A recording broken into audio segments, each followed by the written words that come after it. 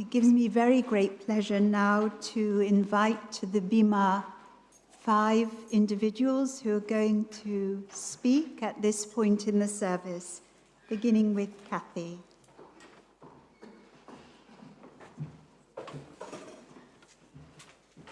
Shabbat Shalom.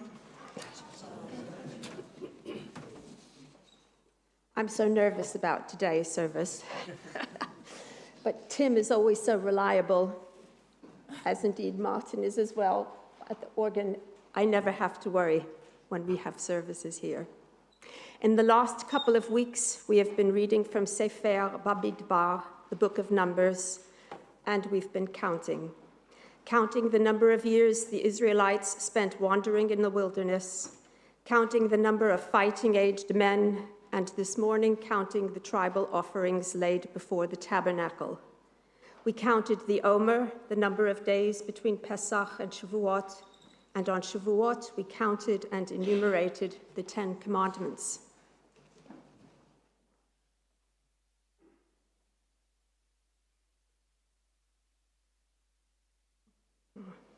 Is that working? Oh, yeah. That's not Hebrew, by the way. It's a slide of a score by Thomas Tallis for the piece, the 40-part motet called Spem in Alium.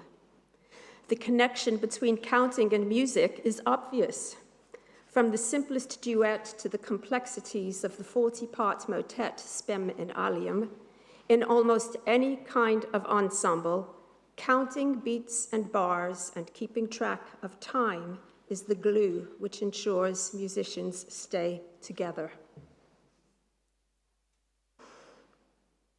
Even John Cage, whose aleatoric number pieces, leaving much for the performers to determine, uses a time signature and whole bars of rest in his iconic composition 4 minutes and 33 seconds, which relies only upon ambient sound.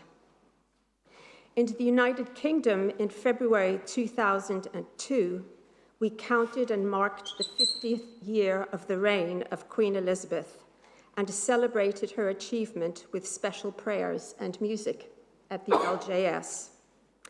And at the time, I remember asking Tim Farrell what he thought he could play on the organ. And he replied, "Would you like me to play what I played at Westminster Abbey for her silver jubilee?"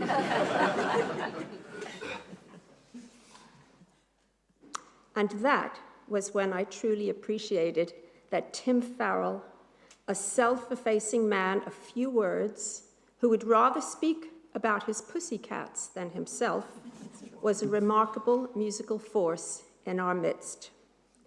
Born in South Africa, Tim's father, a Wagnerian bass baritone, and his mother, an accomplished accompanist, ensured that Tim had a thorough musical training. He started learning the piano as a child and attended a church school in Cape Town. Early on, the school's impressive chapel and organ fascinated Tim, so much so that during an associated board exam on the piano, Tim inquired of visiting examiner George Tholban Ball of Temple Church, London, "Do you think I could learn the organ?" Whereupon he received the reply, "When your legs are long enough to reach the pedals." Tim did indeed begin organ lessons, and on the merit of a subsequent music exam administered by Richard Latham of St. Paul's Church, Knightsbridge, he was awarded a scholarship to study at the Royal College of Music in London. During the 4th year of his studies, he accepted the assistant organist post at St. Paul's Cathedral, and then moved on to Westminster Abbey as sub-organist following the departure of Simon Preston. If you haven't already absorbed the enormity of Tim's musical pedigree, I invite you to spend a moment reading through the list of names of the great and good of English church music hanging on the wall of the Chapel Royal. Thomas Tallis, William Byrd, Thomas Morley, Jeremiah Clark, Henry Purcell, George Friedrich Handel, Arthur Solomon, and then jump to the end, Timothy Farrell. Tim became Master of Music to the Queen's household at the Chapels Royal in 1974, appointed by Royal Charter by Her Majesty the Queen. It was during his earlier tenure at St. Paul's Cathedral that Tim was alerted by lay clerk Kenneth Tudor to an organist vacancy at the liberal Jewish Synagogue. Tudor also sang in the LJS's professional choir and introduced Tim to music director Israel Hoffman. And so in 1975, Tim, I'm not sure when you stopped playing at the Chapels Royal, but it must have been difficult managing a Saturday and a Sunday job for very long. Tudor sang here, and Tim began his career here in 1975. When asked why he has remained at the LJS all these years, Tim says simply, because I enjoy it. And Tim has indeed enjoyed these past 50 years. He has enjoyed wonderful relationships with all the rabbis and musicians he has served with, wonderful friendships with so many of the congregants who make a point of greeting him at the end of services, and finally, the sharing of his wonderful playing, accompanying us through all our spiritual and life journeys with his unparalleled musicality and skill, professionalism, and sensitivity. So, what do numbers, counting, timing, and statistics signify? In the last 50 years, Tim has played at roughly 700 festival services, hundreds of weddings, baby blessings, memorial services, and funerals, and roughly 5,000 Shabbat services. We should applaud that, really, shouldn't we? He continues to travel weekly to the LJS to play for Friday evening services despite living 80 miles away on a journey that lasts nearly 2 hours each way. As for timing, Tim has no equal. He is a patient musician, unafraid to wait until that perfect moment to interrupt silence, innately able to gauge the perfect speed for whatever he plays, always in time with his fellow musicians. So, what do the numbers signify? Surely an unquestionable and unparalleled sense of dedication, devotion, and loyalty. Judith King's special musical edition of the LJS letter on your seats features words of praise from Tim's colleagues over the years. They all testify to his outstanding sensitivity as an accompanist. You need to think as a singer, Tim says, to listen and to breathe with them. Something no doubt he learned from an early age, observing his parents working together. And so I now invite 4 people, 2 fellow musicians and 2 of our congregants to speak about Tim. After this, we will hear former and current members of the LJS's professional and members' choirs. And may I take this moment to thank all of you for coming today and singing so beautifully and for practicing so much. We're going to join in the singing of Hubert Parry's setting of Psalm 122, I Was Glad.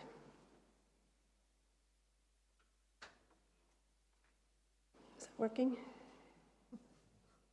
Well, and so I now invite, at the conclusion of the service, Tim will play one of my favorite pieces, Siegfried Karg Ellert's setting of the Bach chorale Nun danket alle Gott, which Tim offers as a gesture of thanks to us. But surely it is we who are eternally grateful for the gift of Tim's modesty, his kindness, his virtuosity, and his musical magic.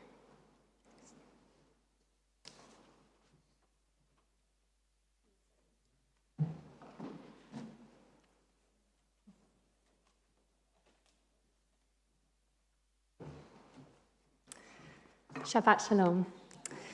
It's a huge honour to share my thoughts today about Tim Farrell, our organist, who is celebrating an incredible milestone, his 50th anniversary here at the LJS. I'll be talking about Tim as a musical colleague from a choir member's perspective. As a starting point, I thought about which words I could best use to describe Tim.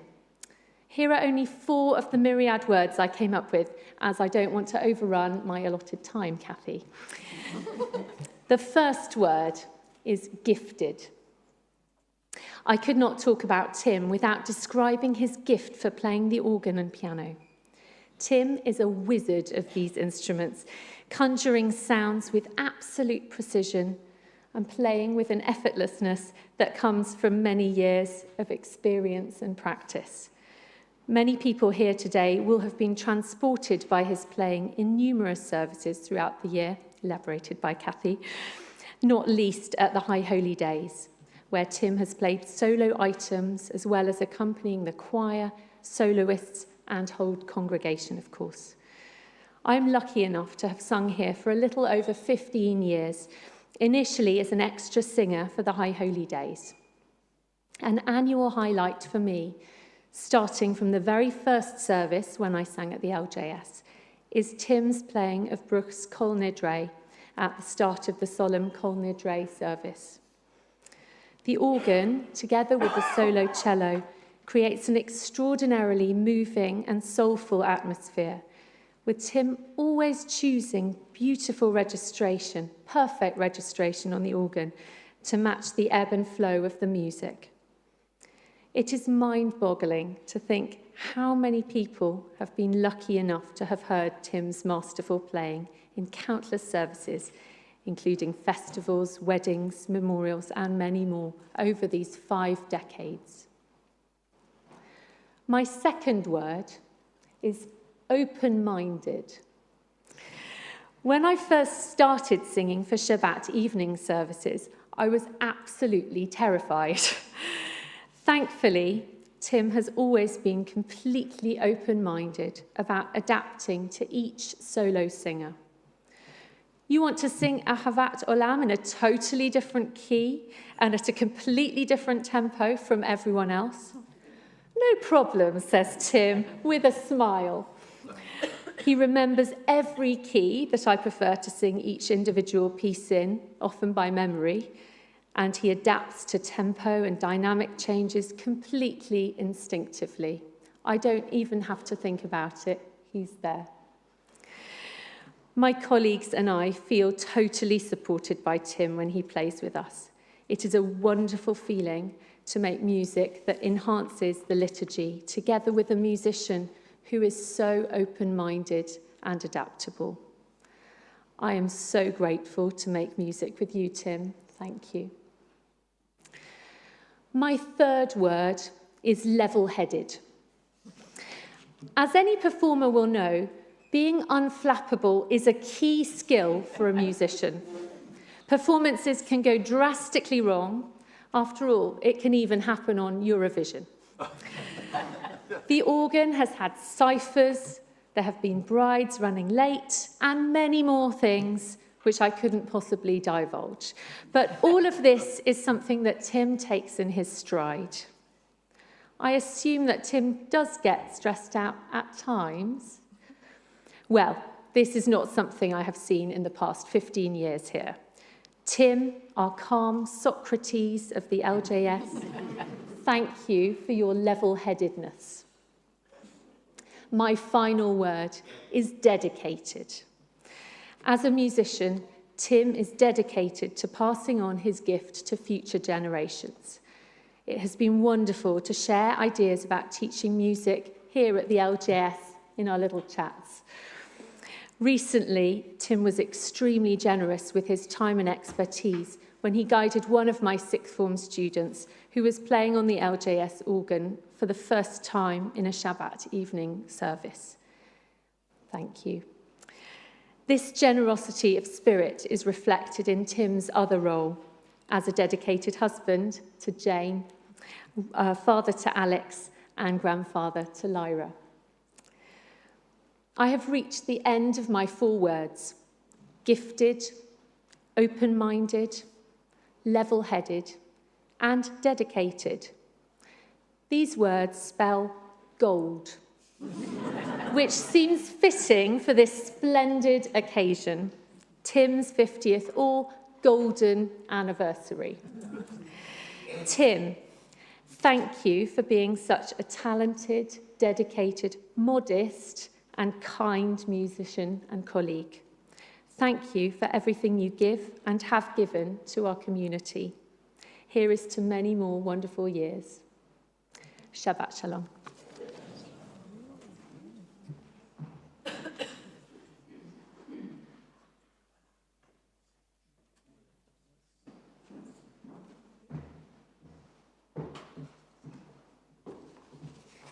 Shabbat Shalom. Nowadays, we all know and recognize you, Tim, at least from the back. But it's entirely possible that for 50 years we would have been here for services and never actually seen you. Without a series of historical accidents, or perhaps a touch of divine providence, you might have remained forever heard but never seen. The building in which we worshipped until 1988, the building where Tim began his journey with us, was the home to a fine organ and had a traditional choir loft. Tim, with our music director and the choir, were all tucked away out of sight, but never out of earshot. Our Compton organ was a notable example of early 20th century British organ building. Built in 1925 by the John Compton Organ Company, it was a large extension organ with 90 stops, capable of producing a remarkable range of sounds and orchestral effects. The organ was closely associated with George Thomas Patnam, a distinguished organist who made several electronic organs on it here, and you can see more about this in a display case outside the Montefiore Hall. This magnificent instrument was probably one of the factors that drew Tim to us, as it could easily compete with the fine organs he was used to playing. When it came time to rebuild, the sheer size of the Compton organ presented a serious challenge. We faced difficult decisions as we set the design parameters for our architects. 3 elements of the old building were considered sacrosanct: the portico, the arch screen, a magnificent mahogany backdrop to the bima, often then called by its ancient name the almema, and of course the organ. Ultimately, we chose Jerusalem stone for a more contemporary look, losing the wooden arch screen. And we simply could not fit the Compton organ into the new space. We did, however, save the portico, but that's another story. Tim reminded me that it was quite late in the development program that the fate of the Compton organ was sealed. Our initial hope was to reuse it, and it was carefully dismantled and stored. But while Tim was on sabbatical, the decision was made that it was just too difficult to accommodate, and we needed a more compact replacement. So you, Tim, together with the amazingly patient, diplomatic, and tireless Neil Levitt, who's here today, and who chaired the building committee dealing with the design of the sanctuary, were faced with the daunting task of finding a suitable replacement organ. We were determined to find one to match our distinguished organist. And after much research, you and Neil settled on an instrument made by Copeman Hart. Copeman Hart organs are renowned for their exceptional quality, custom craftsmanship, and advanced digital technology. Each instrument is built to the customer's exact requirements, with a focus on traditional English organ design. It demanded a musician of Tim's stature to brief Copeman Hart to make sure we got the instrument that suited our purposes. After all, they were used to making organs for somewhat different buildings. Once the decision was made, the next challenge was fitting the new organ into the choir loft. It didn't fit. Fortunately, Tim was quite used to playing organs in buildings where the organ and the choir were separated. The solution: place the organ in the sanctuary and install closed-circuit television, allowing Tim to play in the sanctuary while Yaakov Paul, our then music director, conducted the choir in the choir loft. We returned here from our temporary premises in January 1991. That's when the wider congregation first got to know you properly, Tim, at least from behind, for the first time. But we soon discovered that this arrangement didn't work well. The low ceiling in the choir loft muffled the sound, and sometimes the choir couldn't even hear the organ. Amplification systems were installed, but even these were not a perfect solution. Then, either on the first or second Yom Kippur in the building, divine providence intervened again, and an electrical fault in the amplification system led to a simple and immediate solution. Move the choir downstairs, next to the organ. The rest, as they say, is history. Tim was reunited with the choir, and the atmosphere in our sanctuary changed forever and for the better.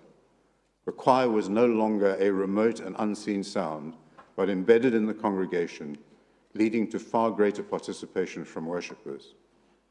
And with Tim's virtuosity and inventiveness, we hardly noticed the loss of the Compton organ. The Copeland Hart instrument, specified by Tim and ordered by Neil, allowed us to continue to marvel at Kim's playing, now enhanced by the unity of organist and choristers at the heart of worshipping congregants. May we continue to enjoy that very special musical experience. And Tim, this organ and the choir in the congregation will always be a permanent reminder of your exacting professionalism and contribution to our worship here at 28 St. John's Wood Road.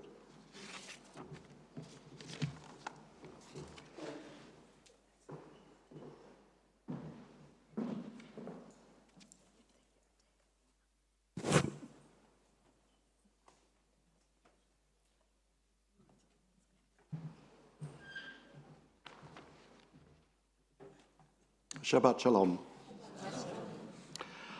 For almost 30 years of his distinguished 50-year tenure, I've had the honor of knowing Tim as a professional colleague and friend. A particular reminiscence of Tim comes from a fellow student of his at the Royal College of Music, who happened to become my school music teacher in Essex. No mean organist himself, Peter used to talk about Tim with great reverence. Tim's reputation as a highly accomplished player had already been sealed from a young age. From the outset, I realized that stepping in for Tim when he took a rare and well-earned Shabbat off was a tall order, as he had established in over 20 years working at the LJS a level and characteristic style of playing that was challenging to emulate.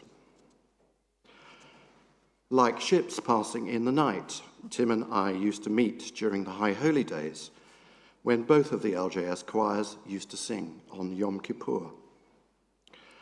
One of the disadvantages of deputizing for musicians is that you do not always get to know the person for whom you are deputizing. In my own case, this has been very different.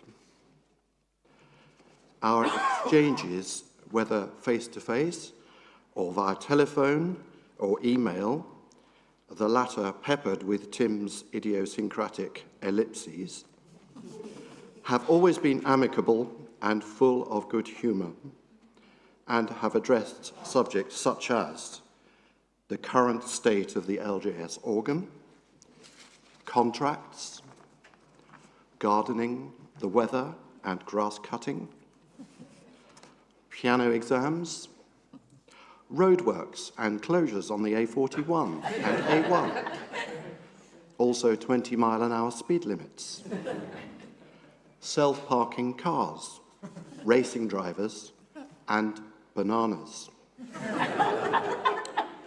And not least, the location of the Lindor chocolates.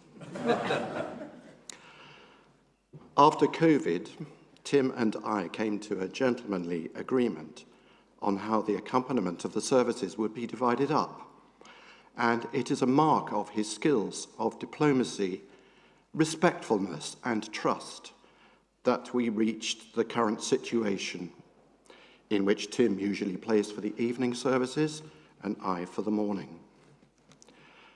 Although you won't hear Tim play his beloved Copeland Hart organ so much on Shabbat mornings, today being a notable exception, you can hear his instinctive musicianship come to the fore regularly on Kabbalat Shabbat, where his piano accompaniments are honed as if polished gems. Slightly misquoting from the book of Daniel, you won't hear the psaltery or the harp, but you will have heard the sounds of the sackbut, flute, trumpet, and all kinds of music performed by Tim without fuss and with his innate sense of timing and mastery of colour. It is a treat for me to vacate the organ stool today in order both to relish in the sound and kaleidoscopic colours of the organ from Tim's safe pair of hands, and to take part in celebrating this remarkable anniversary. Dear Tim, we salute you on this special day. Shabbat Shalom.